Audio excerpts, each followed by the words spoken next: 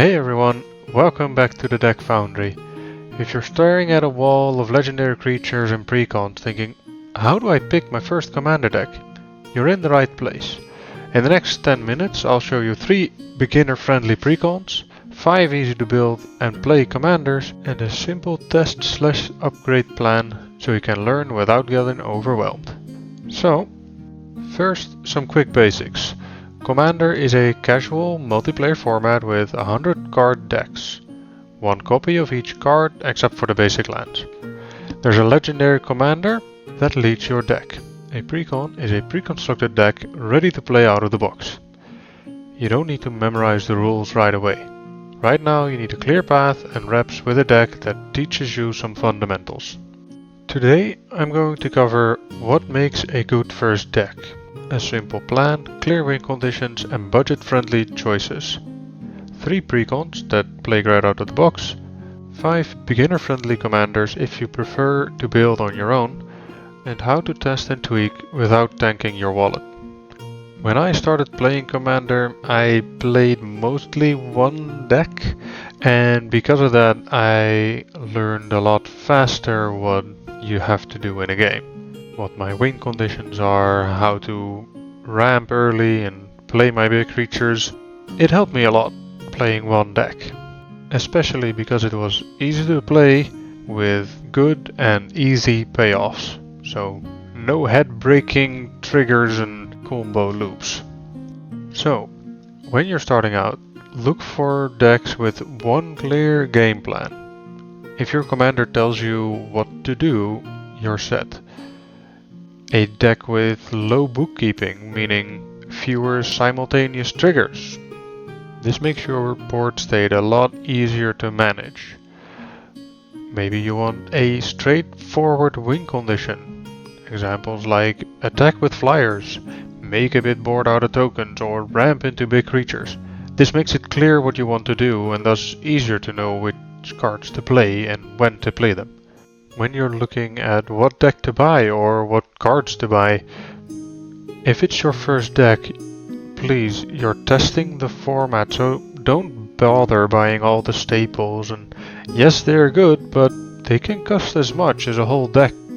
And lastly, if you're making your own deck, use solid fundamentals. Aim for 36 to 38 lands, 8 to 10 ramp pieces, 8 to 10 removal, and 8+ card draw sources. This keeps your deck running smoothly, especially if you add some card selection after playing a few games.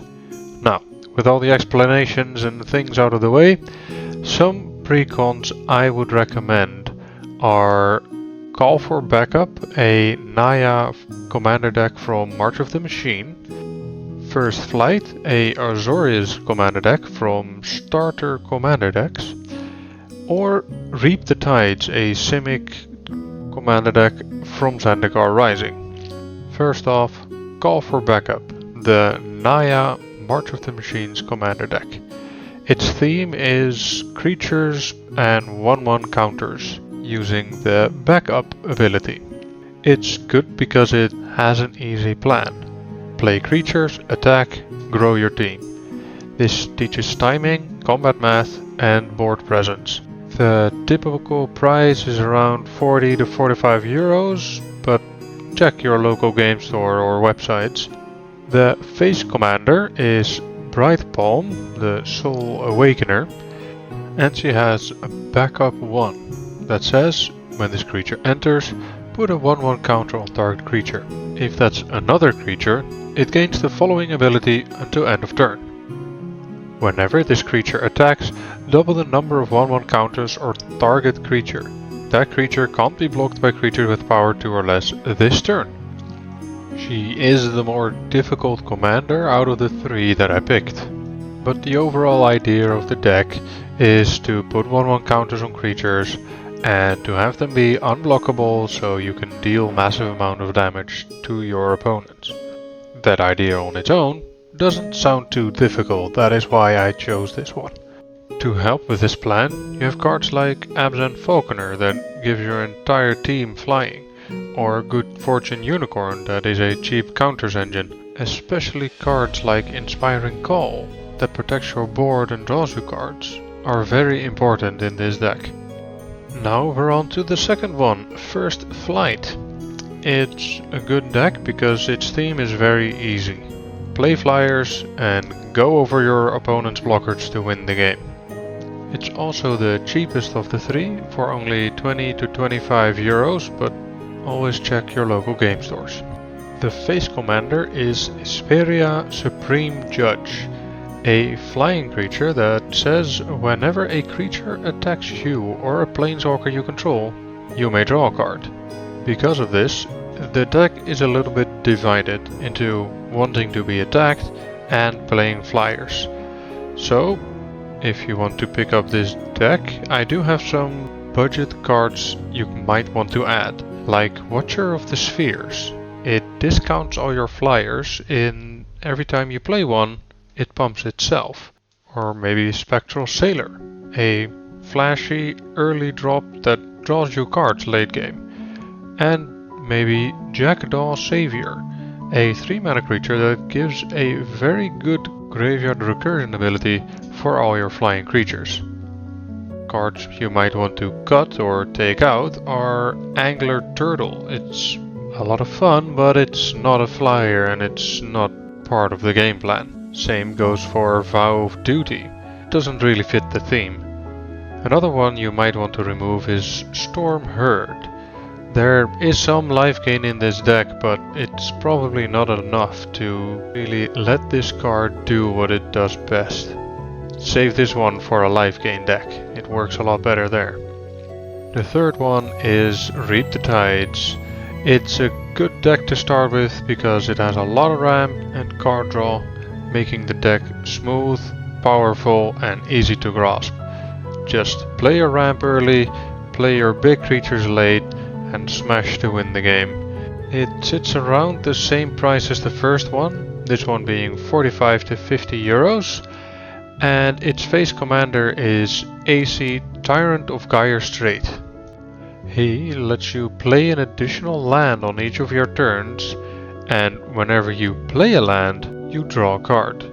Because of this ability, the best cards in this deck are actually the ramp cards. Cards like Cultivate or Kodama's Reach. Other cards like Muldrifter actually make your deck play a lot smoother.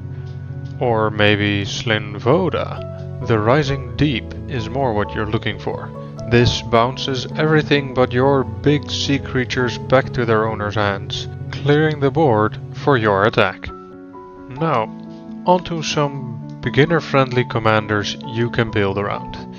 If you'd rather start from scratch, try these because they will tell you what to do and don't require deep rules or card knowledge to know what's good in the deck.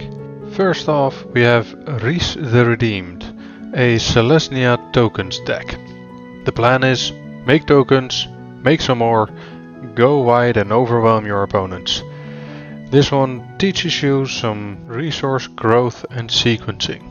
Some budget cards to add are Selesnya Evangel, Intangible Virtue, and Secure the Wastes.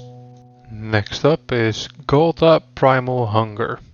The plan is play big stompy creatures, because of them, Golta will become cheaper. This deck teaches you combat math and power scaling. Some budget cards to add are Llanowar for your ramp, Goreclaw, Terror of Colsisma, and Hunter's Insight for extra card draw on your big swings. Then we have Tatyova, Benthic Druid. She hosts a Simic Lands Matter deck. The plan is play extra lands, draw extra cards and outvalue all of your opponents. This teaches you about value engines and planning your turns. Some budget cards to add are Growth Spiral, Blighted Woodland, or Eureka Moment. Then, as number 4, we have Heliod Sun Crowned, a mono-white life gain deck. I know for the people who play Commander more, he's known for infinite combos, but you can also plan to play him as a simple life gain and swing hard deck. Then it just teaches you about life gain and outsustaining your opponents. Some budget cards to add are Daxos, Blessed by the Sun, Soul's Attendant, or Cleric Class. And last but not least, we have a partner commander with Rograk, Son of Roga, and Arden, Intrepid Archaeologist. This is a Boros partner deck, where partner means you can have these two legendary creatures as your commanders. Arden moves your equipment for free each combat, and Rograk is a very cheap commander. The plan is suit up your 0 mana Rograk and hit hard. The synergy is simple and works almost all the time. Some budget cards to add: All That Glitters, Haunted Cloak, and Swiftfoot Boots. Now that we have some commanders to play or precons to upgrade, let's see how we should do that. First things first, play about 5 games before making any changes to your deck. This is important because of learning. Consistency comes from reps. After each game, think over what went well and what didn't. Did you miss a lot of land drops, or maybe you had too many high costed cards? Or maybe you kept a bit too greedy hand? An easy rule of thumb for mulligans is: can I play some lands and cast spells before turn 3 or 4? Preferably ramp or card draw, or a good start of your game plan, like gaining life or creating some tokens.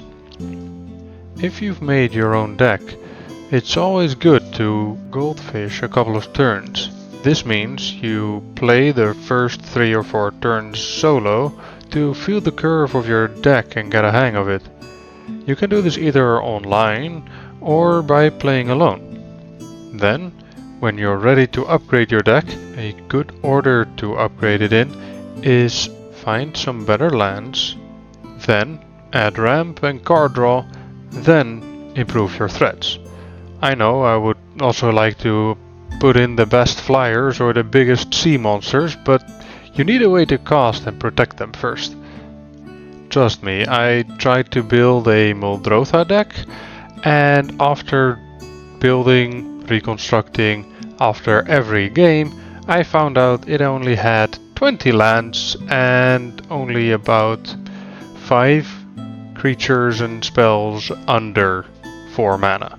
I know this sounds extreme, but I was mana flooded every single game that I played, so I kept removing more and more land, and the end result was a deck that is unplayable and is unable to win. So, before removing or changing anything on your deck, play it a couple of times. This makes sure that it wasn't just a lucky or unlucky hand or game that you just had. Now, if you have another commander or you're looking at another card that you're interested in, there are some simple tips that you might want to know. Start with 2 or fewer colors. It's easier on your mana and on your wallet. Buy singles for upgrades, don't buy packs, because this is a lot more expensive. If you want a cheap upgrade, sometimes it just costs 2 cents. Packs always cost €6. And if you want to test out some new cards, you might want to ask your playgroup if proxies are okay. You can just proxy one of the cards, test it out. If you like it, then you buy it. And another common pitfall for all new players is not eating their vegetables. Meaning, there are too few lands in your deck, or maybe too many. There are maybe way too many 6 drops or higher in your deck. So please use the following guidelines: 36 to 38 lands, 8 to 10 ramp, 8 to 10 removal, and 8 plus card draw and card selection. This is but a guideline. I almost always recommend more card draw than 8. That might be personal, but I run mostly around 15 strategy using card draw cards. That is because I like my decks to run smoothly, and I almost always only create them out of the cards I already have, making them a bit less strong and liking the card draw a bit better. So, which precon or commander are you leaning towards right now? And what do you prefer? Going white with tokens or all out with big creatures?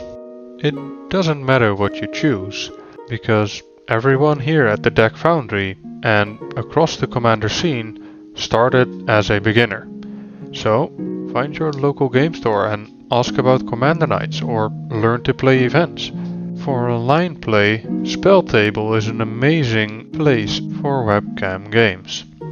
But if you can, I would always recommend an LGS, because I remember my first time at my LGS and I came alone, only had a couple of decks with me that I created myself, but when they found out, I was immediately invited to one of the tables and they were amazing people, showed me some new tricks that I could do, and were invested in what I brought to the table, explaining what I could cut or what cards would be really good in my deck.